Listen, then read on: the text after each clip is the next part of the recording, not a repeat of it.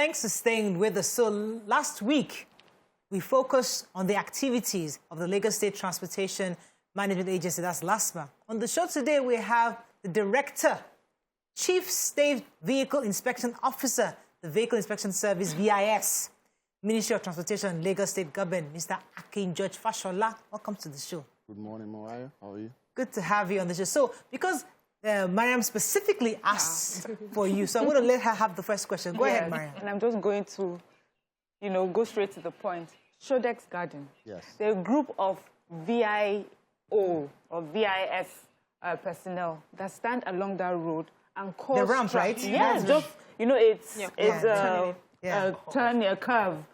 They cause huge traffic. They have POS machines with them, and they stop people, and usually indiscriminately. Like, they really have nothing much to ask of you, and they just keep stopping everybody. Why are they there? And I ask this because there was a time, some time ago, we had someone come in and said to us, you are not meant to see them on the road. Whatever they need to do, they can do with their cameras in the office. So why are they back on the road and causing traffic? Okay. Thank you, Mariam, for that. I feel like I'm being, but... You'll be fine. Antonio, that specific place. Okay, so fine, we need to do compliance checks. And compliance checks involve stopping vehicles on the road to see if they are compliant. I don't necessarily have to ask you for your documentation, but what Lagos State government has been able to do is we have infused our operations with technology. So if I'm stopping you, I have someone that's checking for your plate number to check all vital data that you have the necessary documents to use that vehicle on state roads. That is the main reason why they are stopping you for compliance checks. Okay, let me just add one more. So I see nicer cars being stopped, and then rickety cars that are barely able to move, allowed to move. What's the compliance there? That's not necessarily true. Okay, so what we do nowadays, hold on. What we do nowadays is we can't bring every vehicle into the compound or into the office. There's just no room to do that. So what we do is we issue electronic tickets, right? Fine, I'll issue you one and I'll let you go. I will catch you later. So we have this process and procedure in place in Lagos State now. It has been approved by Mr. Governor. If I issue you a ticket and I let you go and you don't pay it, you will come back for something that you need in the States and we will wait for you there. So it's not necessary for me to grab every vehicle. We just don't have the space to put them in. And then there's the issue of the conflict between citizens and drivers alike. So when we let rickety vehicles like that go, it's usually because they tend to be violent and we know where we apprehend them. If you come to most of our yards, you see them there. There are plenty. Okay, so let me take a few steps back because I know I wanted Mariam to just start with her initial issue, but let's come back a bit. What's the job of the VIS that you do? What are you supposed to do and not do? What's the scope of work so that we know how to differentiate your requests from that of the police and LASTMA? Okay.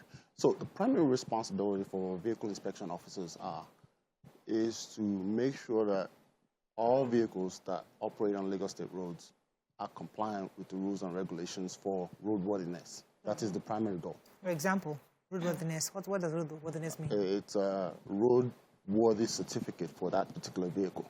Your vehicle is worthy to be on the road. And what made that worthy? So what made it worthy? Okay, so your headlights are pointing in the right direction, you're not emitting smoke, your bodywork is relatively good, your windscreen is not cracked, your headlights is not cracked, your indicators are functioning, your tires are not bald, your suspension is not sagging to one side, all those things like that. Right? Yes. Yeah. So there are cars that I know that are cha-cha, obvious, and VIS will stop them, and I'm expecting them to, ask if the Nigerian roads are worthy for those cars to be on. And yet you're asking for roadworthiness. No. So we understand the cars that need to present roadworthiness certificates, and we understand cars that don't need to. So why do we have to batch everybody up at the same time when we know that there are different criteria they're meeting? Okay, that's a very good question. So the roadworthiness law does not evacuate a cha-cha car, like you so put it. All vehicles need a roadworthiness certificate, even if it is brand new. But there is an exemption, right?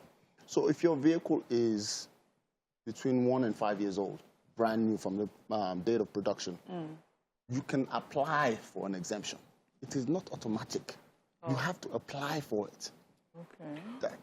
The reason being for that is even when you buy a brand new car and use it for commercial purposes, then that doesn't fall into that category because you are using it on a daily basis to work. So that's why there's a reason for everything. It's just not. So if I have so let me be sure I understand. Yes. If I have a brand new car today, I can come to VIO or VIS to request for an exemption so you don't stop me. So you see that sticker on my car, you won't stop me at all.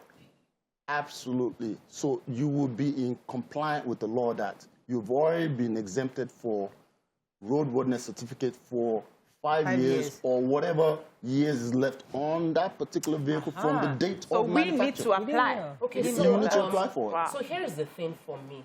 I feel that law enforcement agencies victimize the weak and let the strong go.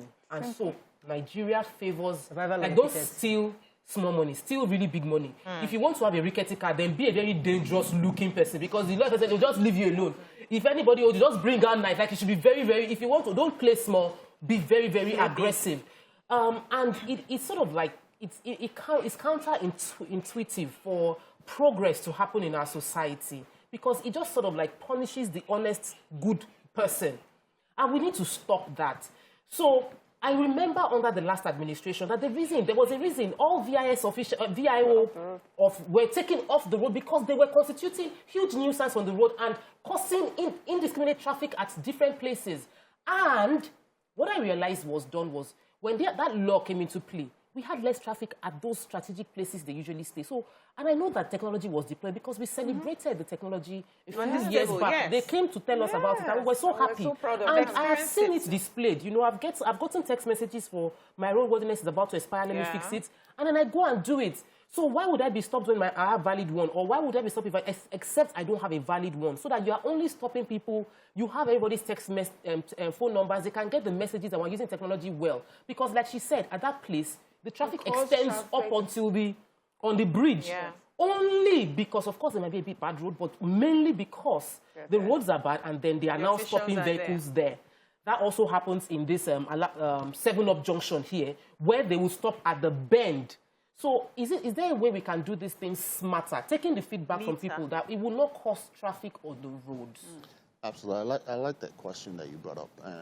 Let me explain a few things to you. So that period you were talking about where VIO were taken off the road was exactly what you said, to bring in technology to usher us into a new era of... But I'm sorry to say this, but that experiment did not comply with reality because we don't obey laws on average.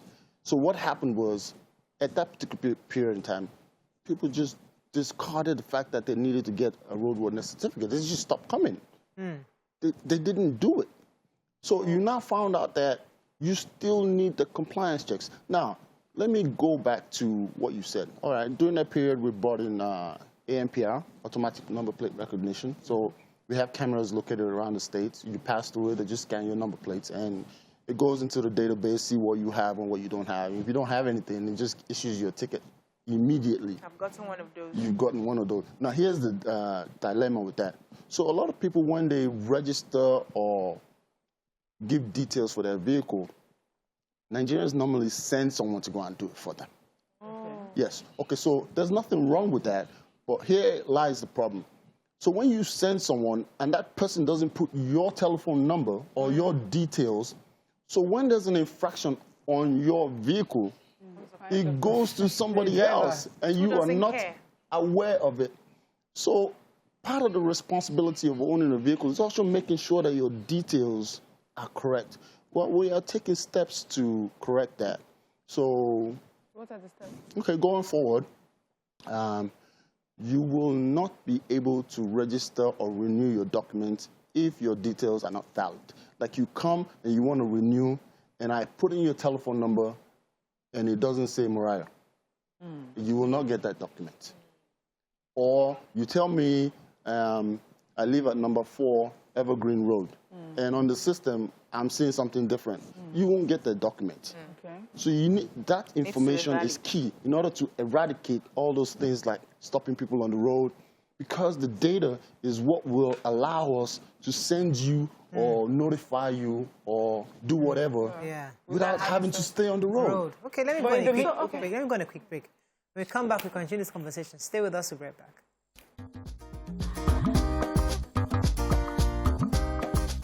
Stay tuned. Your View will be right back. Thanks for staying with us. So we're still having a conversation with the VIS boss. And it's interesting how the Nigerian factor defies technological efficiency sometimes. You know, that you expect that these things would work because technology should help out. But we're saying here now that people actually don't have right information. So my question, therefore, to you is that, is it until we're able to get people to load the right details, we can't use that technology? Because I'm sure the state government has paid billions of naira, if not investment into this. Okay, no, that's not what I'm saying. I'm saying that the technology itself, you need to understand something. Okay, so when technology or whatever else is designed somewhere else for a particular environment and you bring it into ours, there has to be a difference. Okay, so because our environment is not the same from where it's coming from. Okay, so there are processes and procedures in place in which that technology was designed for. So we now want to adapt it into ours.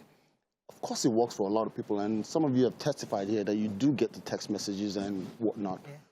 But I'm saying we still have ways to go in cleaning up the data that is required to make it effective. At least, you know, I'm happy if we get to like 85, 90%. Wow. But we're not there yet. We will get there. So we have a new device also. It's called the TMS device, the Traffic Management Solution device. It's similar to ANPR, but it's not. Okay, so what it does is when officers stop you, they're not asking for your documentation. So he just goes on the device and enters your plate number. And, you know, he already knows what he's looking for in your car. You have a cracked windscreen, you have a whatever. He'll issue you a ticket. And on that POS that you were saying, okay, so it is to give the owner of the vehicle the opportunity to pay on the spot instead of having to go into the station to do that. So you can pay right there and there and be on your merry way. What's the person paying for? Your fine. Or traffic offense. Okay, so what would be, just for people who are stopped, because some people will say they collected this money from me, I did not do anything. That's what we hear. So what would they be fining you for, and how much are we talking about? A cracked window, how much would that, windscreen, how much is that? A tailgate, you know, is not working. What are the prices for those? Okay, so the minimum fine in Lagos State on any offense is 20,000 naira. Minimum. It's 20, it cannot be lower than that. Okay, so it can go up exponentially depending on the offenses you have, but the minimum is 20,000. It's not 21, it's not 22, it's always 20,000. So, but one of the issues I have is, for instance, you're just leaving your house. Yes. And your, what's it called? Is it the windshield or something? Your tail light gets damaged. And then you run, you haven't had the opportunity to go fix it, but you had to be somewhere. And then you run into VIU and they stop you and fine you for something that just happened. Is there no room for understanding, to know that you're a first offender, we haven't caught you before, please ensure you fix this, and the next time we see you, it's working? Or for anyone who just runs into them, whether it happened now or yesterday, you're fined? Okay, that's a good question. And the answer is yes and no. Okay. No, because under the law, there is no room for that mistake. That mistake. It's broken. If it's broken, you should fix it because it's there for a reason. So if your tail light is broken, someone can't see you when you press the brake because it's not working. Or if your indicator is broken, they can't see you when you traffic it because it's not working. Okay, so the other part, which is a yes, it depends on how you talk to the officer. The mood of the officer. So, because, you know, some citizens have this habit of looking down at officers. It's a bad idea because he's a human being just like you. And if you approach him the wrong way, although they get the training that they're supposed to, but, you know, you have to factor in the human side of it. If you're talking to him like a degenerate, he's just going to Could it be the officer interpreting it that way and not that the person? So they have this attitude of, you're already looking down on me because you're in the big car. Having bad days. The big car guy too, having a bad day. But also in Nigeria, the attitude is normally of respect because they know this man can just spend, my whole day can just end here. So they're like, let me just pause you. How you day? Hassan has been holding for a while. Hassan, are you there? Good morning, everybody. Good morning. Good morning. Good morning to your special guest of honor. Good morning. Please, sir, you spoke about this attitude. It's not just about the road users, but personnel are culpable. 90% of that attitude you are talking about. You see, the problem we have in this country is this. Whenever we are heading an organization or an enforcement outfit, the first thing we do is to defend them from head to the toe. That's the job of a leader now. Without scrutinizing your people. Look, if you were to put a camera, you will see many of them. Their agenda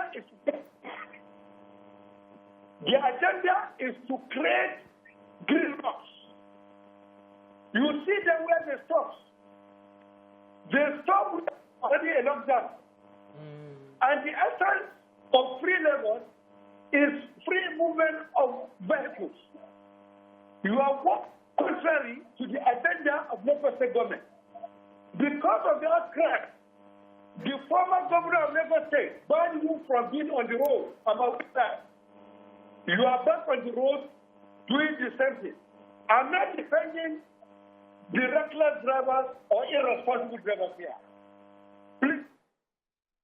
Okay, so I didn't really hear what Hassan said, but I think I need to talk about.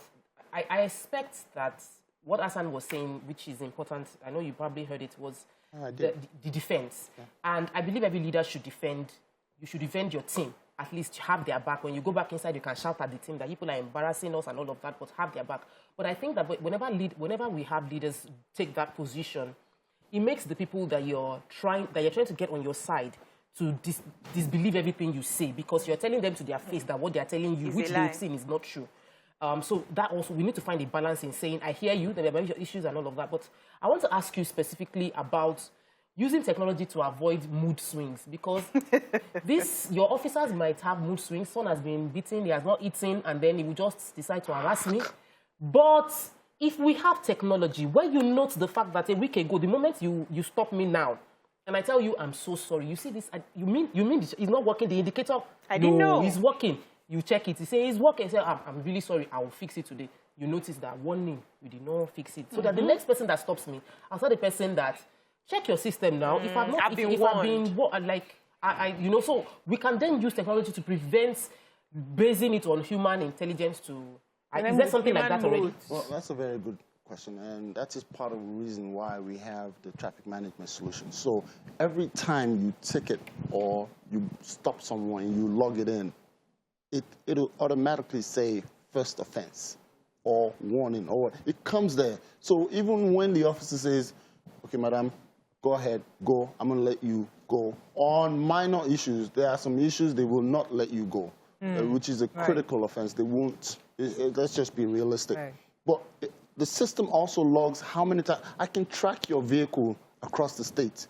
I can tell you, you've gone here this morning, I saw you here, I saw you there, I saw you there. Yes, I can. From my dad, all the officers have those devices with me. And to my learned gentleman that was on the phone earlier, okay, so if you know anything about law enforcement, I don't defend my officers endlessly. I always say that if an officer is above and beyond his call of duty, you should report him. Okay, so if you don't report him, yes, then there is no correction for that attitude on the road. But, you know, a lot of people also say, well, I don't want to be the cause of him. No, that is the wrong attitude. If someone is misbehaving, you have to correct it. I don't, you know, a lot of times I take off the uniform and I'm I'm like anybody else, and which is what I tell them all the time. You take off the uniform, you are nobody. You're just a citizen just like everybody else. So you wearing a uniform does not give you the authority to talk to someone. Harass people. Okay, let me take this call from Dami. He's been holding for it. Dami, are you there? Yes, I'm here. You're live. Go ahead, please. Okay, please, I wanted to, two issues. On this Lagos road, I've noticed that the VIO, they seems to be more concerned about private vehicles. And they usually don't pay attention to the public vehicles. I've been stopped by VIO before, and right where I was stopped, other yellow buses, those are the downfalls, they were passing them, they were going, and they seemed not to care about the condition of their vehicles. Whereas the private vehicles are even in far better condition than the public vehicles. If they put out 10 public vehicles in this Lagos, I can assure that 8 or 9 out of them does not comply with all of the check of the roadworthiness that VIO people are talking about. Yeah, I think. All right, so more people are at greater risk because they're carrying passengers. So how would you respond to that? Okay, thank you. So that's a misconception, like I said earlier. Okay, we don't necessarily apprehend commercial vehicles on the road because they usually resort to violence.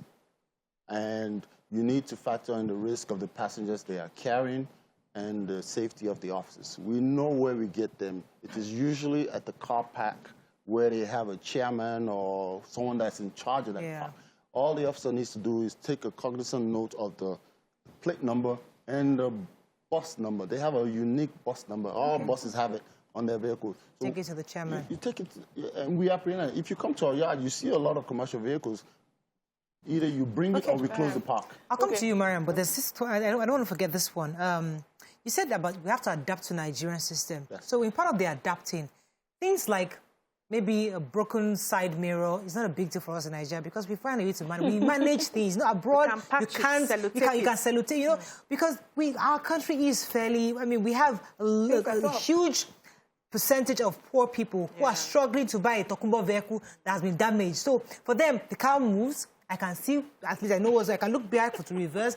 We are improvised. We already, our mindset, our car, we're improvised. Our mind so why are you using American standard to judge people who are already improvised? We're using a rackety crowd that at least it takes my children to school. Thank you, Mariah. So how do we marry both situations? Okay, so that is a good question. Okay, so I don't marry American or European attitude or technology with Nigeria. It's a totally different environment. Okay, but those things that you're mentioning, you might think it's not important, but it is. It forms a larger part of being a safe driver. And you don't have mirrors, okay? You can't see on your side. It's a fact. You know, put our head out. We do a lot of things. Let me give you a prime example of what I'm talking about. When it rains in Nigeria, what's the first thing everybody does? Find umbrella. They use the white No, that's not what they do. Wind under the shade? No, what did they? They switch on their hazard light. Oh, okay, yeah. Oh, okay, you can see it because it gets foggy. No, that's not what it's for. Just so that you know the next person in front of you. Okay, so what you're supposed to do is switch on your headlight. Yes. Okay, because if you switch on your hazard lights, you cannot indicate whether you want to go left or right. It doesn't work. But the people behind you would know there's a car ahead because I need those lights blinking because it's dark. No, if you switch on your headlight, that's why you have tail lights. And you have headlights. That is what they're for. So give us this information. How you No.